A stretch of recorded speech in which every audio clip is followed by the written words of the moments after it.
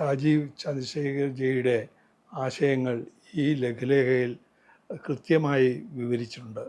തീരദേശ സംരക്ഷണം, അതേപോലെ തന്നെ വിദ്യാഭ്യാസ രംഗത്ത് വരുത്തേണ്ട നവീകരണങ്ങൾ, സ്കിൽ ഡെവലപ്മെൻറ്റ്, പാർപ്പിടം, കുടിവെള്ളം, നഗരവികസനം, നഗരത്തിലെ സൗകര്യങ്ങളൊക്കെ വർദ്ധിപ്പിക്കുക, ടൂറിസം വികസിപ്പിക്കുക, ഇങ്ങനെ പല മേഖലകളിലും വികസനം കൊണ്ടുവരേണ്ടത് വളരെ ആവശ്യമാണ്.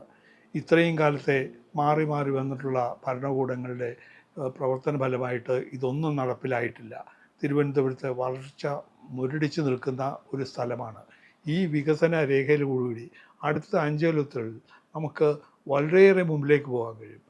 ഇവിടെ വന്നിട്ടുള്ള വിഴിഞ്ഞം തുറമുഖമായാലും അന്താരാഷ്ട്ര വിമാനത്താവളമായാലും ISRO തുടങ്ങിയ ശാസ്ത്ര സ്ഥാപനവും ഇതൊക്കെ കേന്ദ്ര ഗവൺമെൻറ്റിൻ്റെ ഇനിഷ്യേറ്റീവിൽ വന്നിട്ടുള്ളതാണ്.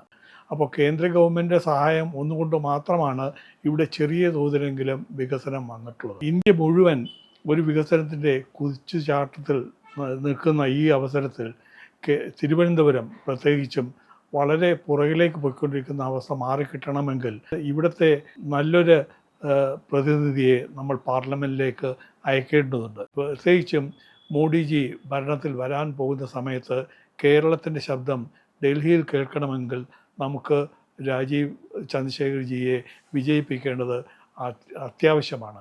അതുകൊണ്ട് നിങ്ങളെല്ലാവരോടും ഞാൻ അഭ്യർത്ഥിക്കുന്നു, താമര ചിഹ്നത്തിൽ രാജീവ് ചന്ദ്രശേഖർ ജിക്ക് വോട്ട് നൽകി വിജയിപ്പിക്കണമെന്ന്.